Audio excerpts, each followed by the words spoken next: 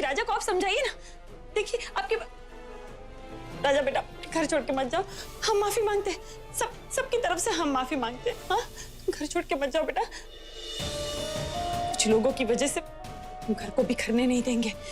राजा मान जाओ ना बेटा।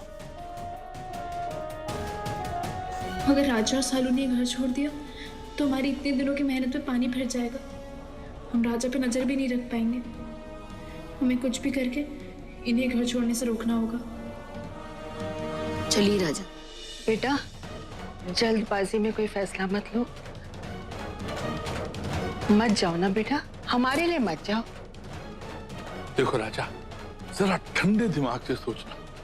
हर परिवार में गलतफहमियां होती हैं, उनको सुलझाना चाहिए, उलझाना नहीं चाहिए। और हमने आपके साथ ऊंचे स्वर में बात की, उसके लिए हम आपसे माफी चाहते हैं। लेकिन राजा बेटा जाओ मत। अरे नहीं महापंडित जी, ऐसा मत कहिए। चलो बेटा। नहीं,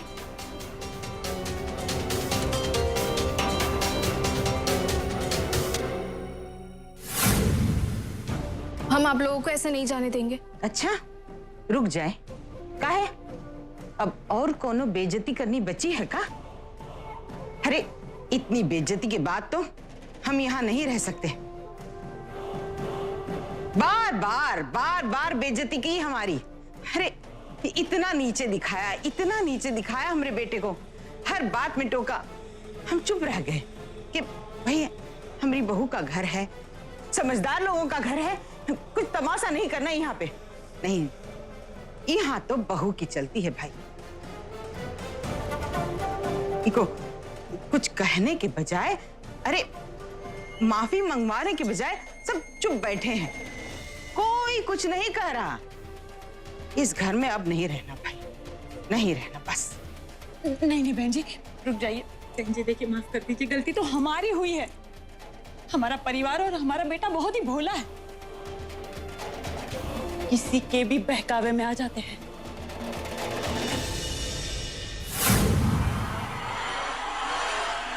अरे धानी कितनी गलतियां करोगी तुम? हाँ हम कुछ नहीं बोलते हैं, तुम सर पे चढ़ी जा रही हो।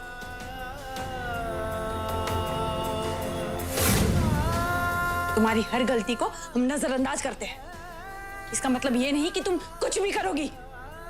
आज तो तुमने हद ही पार कर दी, हमारे दामाद पर इल्जाम लगा रही हो तुम। हाँ तुम्हें पता है दामाद को हम भगवान का रूप मानते हैं, तुम हमारे भगवान का अपमान करोगी? सुन, सर झुकाकर हाथ जोड़कर राजा से माफी मांग।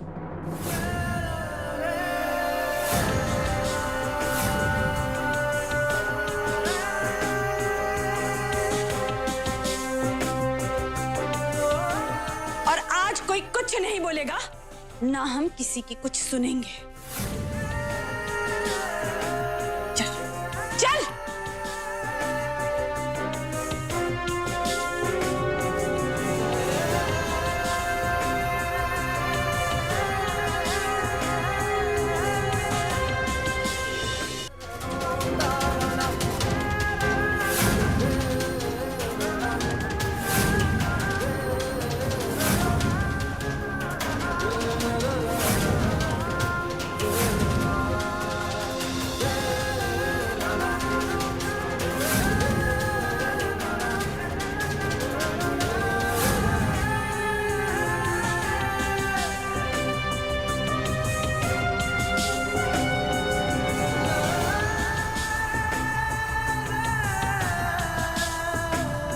रुक जाओ दानी।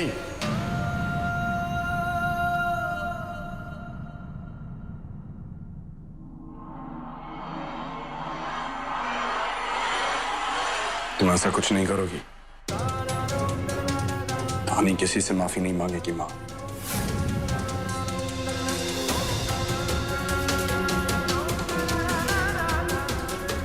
उसने कुछ गलत किया ही नहीं।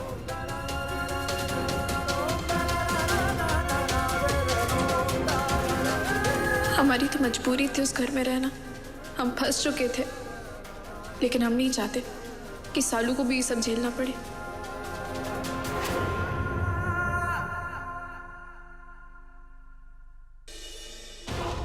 लेकिन इसका मतलब ये नहीं कि आप कोई भी खेल खेलती जाएंगी और हम स्वीकार करेंगे। और हाँ, एक और बात, हम इस घर की और इस घर वालों की बहुत इज्जत करते हैं, लेकिन हम हमारा स्वाभिमान बेचकर आपकी गलतियां नहीं सहन करेंगे। भाभी जी, हम उम्मीद करते हैं कि आप समझ गई हैं आपको क्या समझाना चाहते हैं। राजा बाबा, जो हुआ सो हुआ, उसे भूल जाओ। बेटा, अंत भला सो सब भला। आप लोगों से निवेदन है कि अपने अपने कमरे में जाओ। चल आइए सुषमा जी, आइए।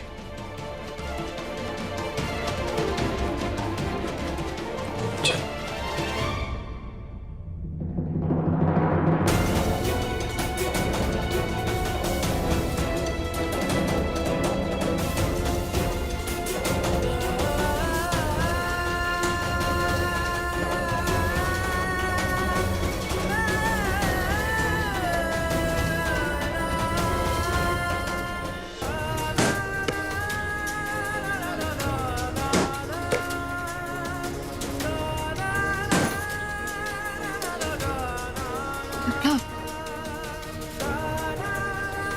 क्या क्या विप्लव, क्या क्या जरूरत है तुम्हें उसके सामने झुककर माफी मांगने की? तुम्हारी इस हरकत से हमें बिल्कुल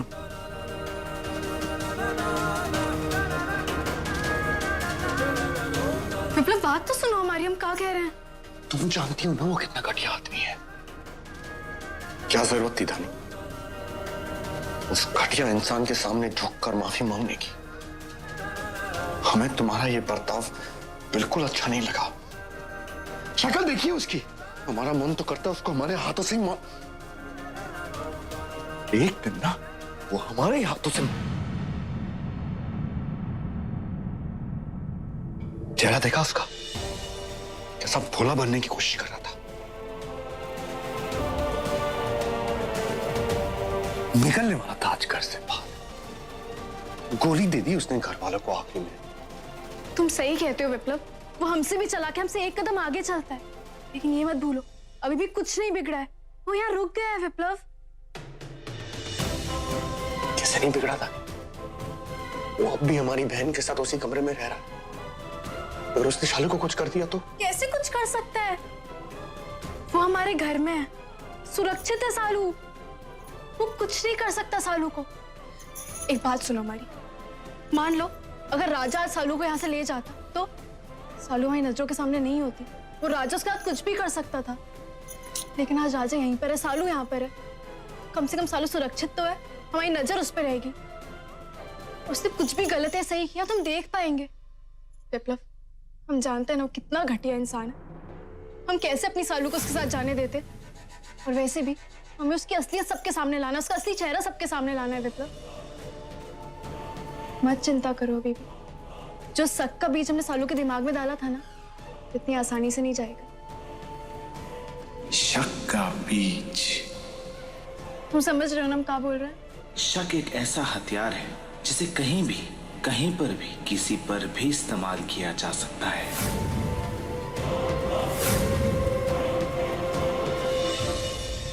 अब बोलो, कुछ बोल क्यों नहीं रहे हो?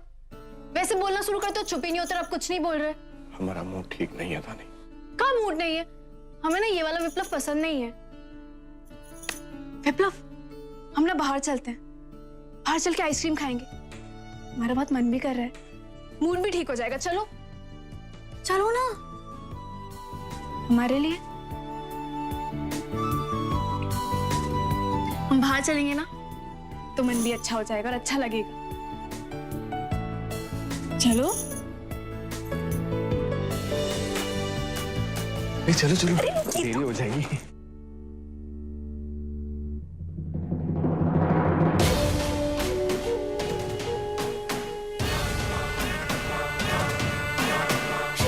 तुझे कुछ काम था शालू?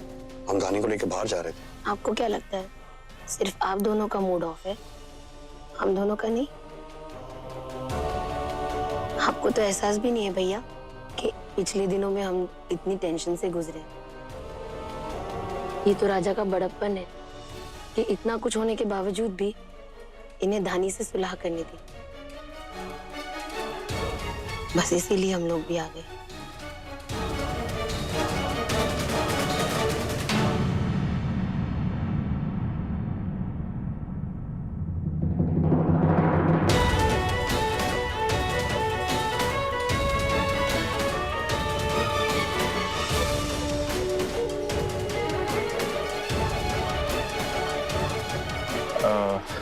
भाभी जी, हम जानते हैं कुछ दिनों से आपका और हमारा रिश्ता ठीक से चल नहीं रहा, लेकिन हम इसके लिए आपको दोषी नहीं मानते। हम तो बस आपको खुश देखना चाहते हैं। शालू, अब हमें लगता है कि हमें भी पुरानी बातों को भूलकर आगे के बारे में सोचना चाहिए। हम तो भगवान से यही प्रार्थना करेंगे कि अब हमारे बीच में सब ठीक ठाक रहे। भाभी जी, आपको याद है हम इसी तरह से आइसक्रीम खाने जाया करते थे?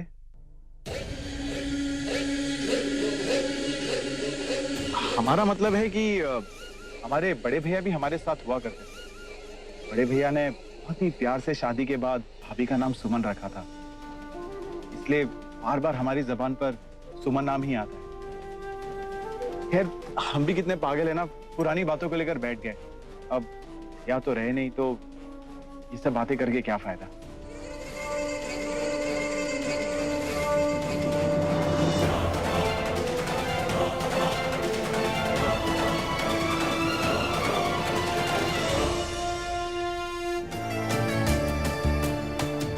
तुम रुको, हम आइसक्रीम ले आते हैं। हम आते हैं।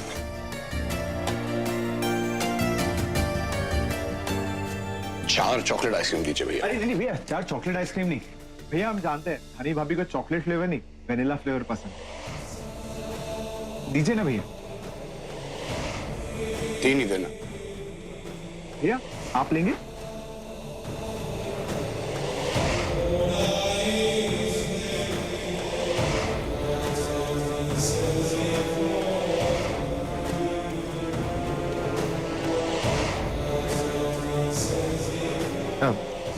Thank you.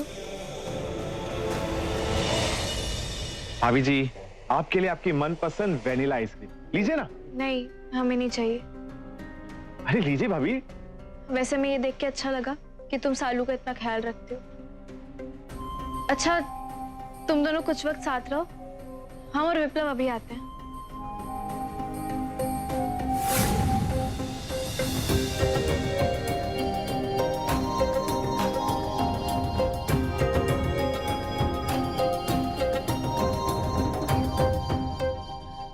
अब क्यों ऐसी शक्ल बनाई है? अच्छा, हमसे तो बात कर लो। बाहर आके तुम्हारा मूड ठीक नहीं हुआ।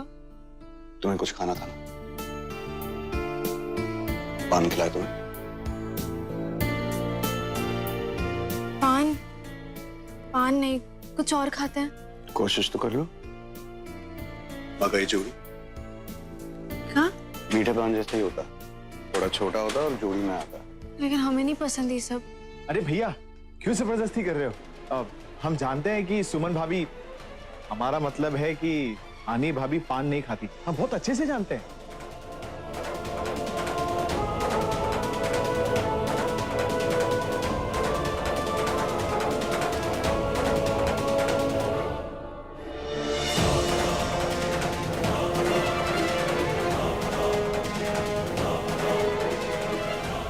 चलिए राजा।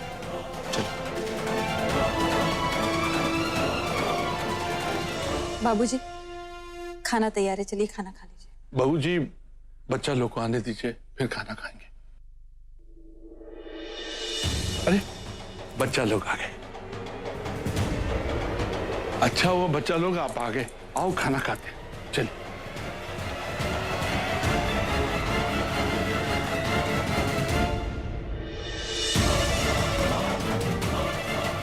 विप्लव, विप्लव बाबा कहाँ?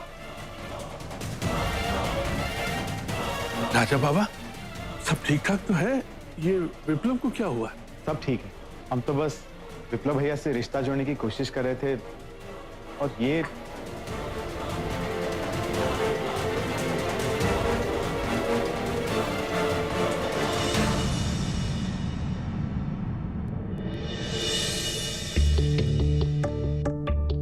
अरे सुनो मगन, आज हलवा बना देना, ठीक है? हलवा? आज कुछ खास है का छोटी मालकिन? खास नहीं, बहुत खास है रे, क्योंकि हमरे बेटे के सर से धीरे धीरे उस चुड़ैल का भूत उतर रहा है।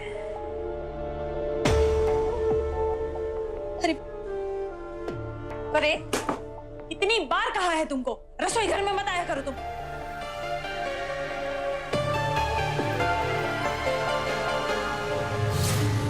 माँ जी, करे तू जितना हक आपका है रसोई घर पे, उतना ही हक हमारा भी है।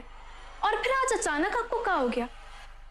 कल जब हम महाभोज का खाना बना रहे थे तब तो आपने हमें नहीं रोका, तो आज क्यों मना कर रही है हमें? तेरी इतनी हिम्मत कि तू हमसे सवाल जवाब कर रही है हमसे? अरे हमें कभी विप्लव ने रानी,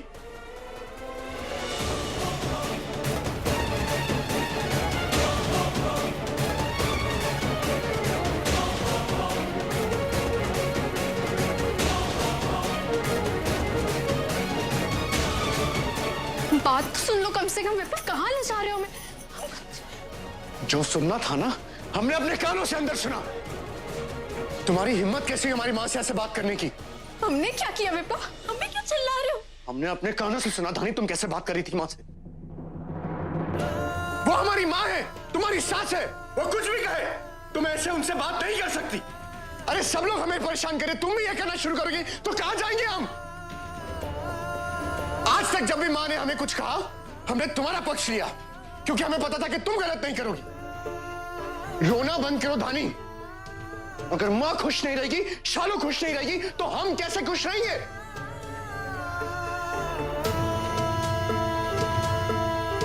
और अगर हम खुश नहीं रहेंगे तो तुम्हें कैसे खुश रखेंगे तानी? आज के बाद माँ जो कुछ भी बोले तुम उनको जवाब नहीं दोगी।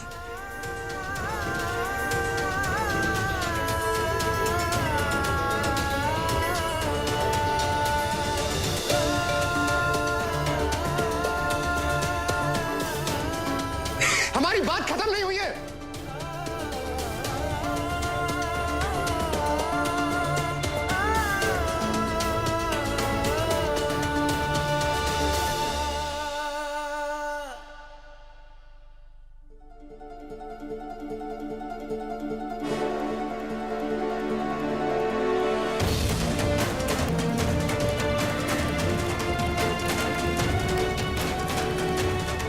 हमने कहा ना हमारी बात अब तक खत्म नहीं हुई है।